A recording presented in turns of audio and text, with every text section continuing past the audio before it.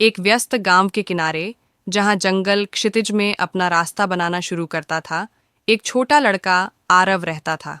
8 साल का आरव एक शांत स्वभाव का लड़का था, जिसे अपने घर के पास के बड़े बरगद के पेड़ के नीचे दोपहर बिताना बहुत पसंद था।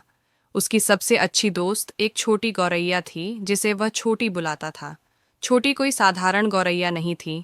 उसके दाहिने पंख पर भूरे रंग का एक चित्तीदार पंख था, जो धूप में सोने जैसा चमकता था। आरव को लगता था कि छोटी उसकी हर बात समझ सकती है, और बदले में वह मधुर धुनों में चहचहाती थी, जो उसकी अनकही बातों का उत्तर जैसी लगती थीं। हालांकि आरव का जीवन उतना बेफिक्र नहीं था जितना दिखता था। उसके पिता, जो एक बढ़ई थे, बीमार हो गए थे, और परिवार की मामूली बचत तेजी से समाप्त हो रही थी।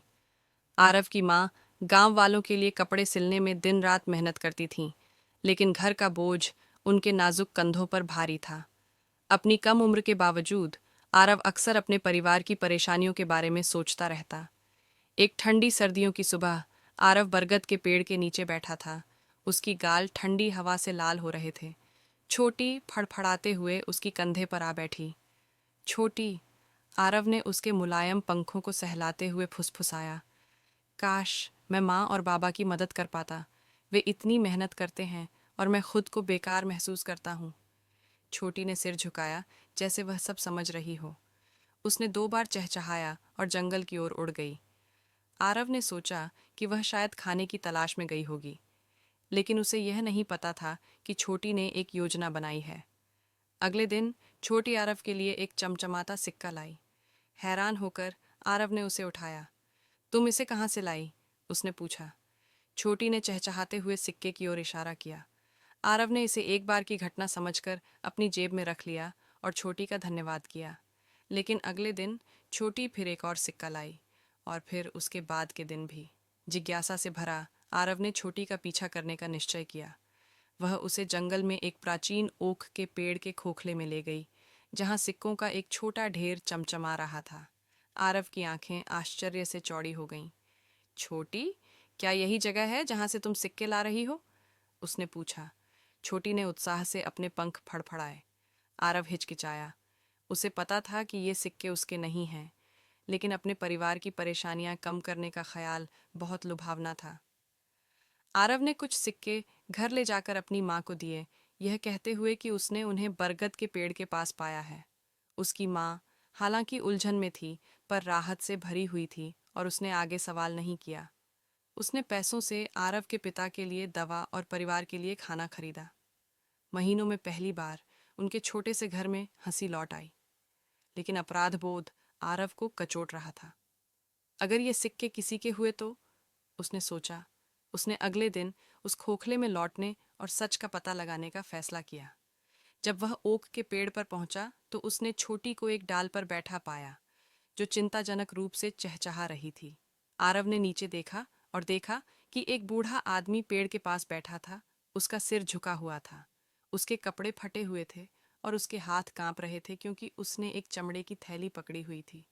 आरव ने सच्चाई को समझ लिया। सिक्के उस बूढ़े आदमी की जमा पूंजी थी। आरव का दिल बैठ गया।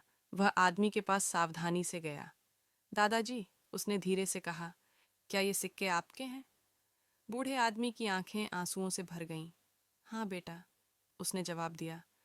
मैंने उन्हें यहाँ अपनी पोती की पढ़ाई के लिए छिपा कर रखा था, लेकिन जब मैं उन्हें देखने आया तो उनमें से कई गायब थे।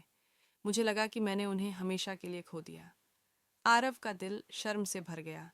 उसने अपनी जेब से सिक्के निकाले और उन्हें आदमी के हाथों में रख दिया। मुझे माफ़ कर दीजिए दादाजी, मुझे नहीं पता था कि ये आपके हैं। मैं बस अपने परिवार की मदद करना चाहता था।